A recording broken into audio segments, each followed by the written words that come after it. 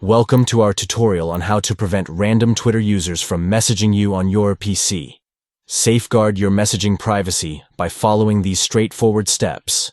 To get started, navigate to the Twitter navigation menu on your PC to access account settings. Select Privacy and Safety Settings from the menu options, then choose Direct Messages to customize your messaging preferences. Within the Direct Messages settings, locate the option to Allow Message Requests from Anyone and uncheck this box to restrict incoming messages to only those you follow or have previously messaged. By following these steps, you can effectively control who can send you messages on Twitter and minimize unwanted or unsolicited messages from reaching your inbox.